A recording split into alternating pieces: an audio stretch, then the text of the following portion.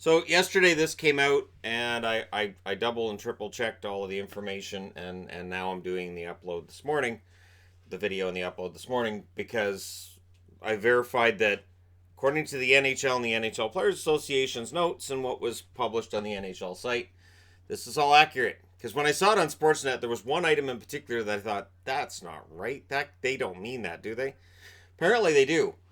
Now, these are recommendations from the competition committee that can now be taken up by the board of governors and can become rules by this fall.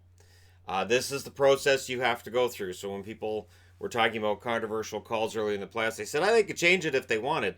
They can't. They can't. You can change the interpretation of a couple of things here and there. You can't change the entire process. That requires the players and members of management and ownership sitting down and agreeing that these changes should be made, and then it goes to basically committee and all this other wonderful stuff, and then it gets ratified. They're not going to do that during the playoffs. So the recommendations: if your helmet comes off during the play, you leave the ice. Pretty simple, and it's a safety rule that they should have put in years ago. It means guys are going to have to actually tighten their helmets. I get tired of watching helmets fly off. Next thing up, they need to make sure that the guys wear their visors down. The visors tilted back. They don't protect anything. They're not there for your forehead. But one step at a time, right? Now, expanded video review. This is the one everybody wanted to see. And yes, they say it can include penalties. So it seems like the wording of this is kind of vague, but they basically say referees should have an eye in the sky they can use to make sure they make the right call. Basically, that in instances that we saw in the playoffs, a referee could go over and go, all right, let's see what happened. All right, that is a 2-minute, a 5-minute, or no penalty. That's what they're recommending, and this is where we're going to end up. So buckle yourselves in, because it's not going to stop any controversy. It's going to mean there's going to be calls that referees don't review, that people yell and scream about, and there's going to be times referees review the play and they go, yeah, no, I made the right call, and everybody's yelling at their TV. Good times. No line change when a goalie freezes the puck when it's shot in from the neutral zone. So you shoot the puck in from center, the goalie freezes it for a whistle, no line change, and the offensive team chooses the face-off dot. This is not minor. This means that if you're the attacking team, you can choose which side of the net the face-off is on, and you're playing to the strong side of probably your best face-off guy against a very likely tired team. Because how many times have you seen where a goalie freezes the puck, and you go, okay, now they can get that line change in. Well, if that puck's shot in from center, no, they can't. After icing, the offensive team chooses the face-off dot. This has been rumored to be coming for a while. Same at the start of a power play. So again, this is about making sure that your face-off guy's on his strong side, and it means there's a greater chance of a goal being generated right off the face-off. So that'll be interesting to see how that works. And then no line change if the defending player unintentionally knocks the net off. So if there's a whistle and the referee determines, and I had to double triple check. This is when I knew, okay, I have to double triple check, because I read intentionally on one website and I went, wait a minute.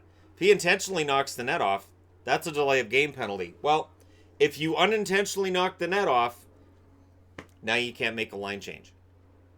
Which I don't know if I like that, but you know what? This is where they're headed. They want to make sure that it gives the attacking team the chance to generate offense.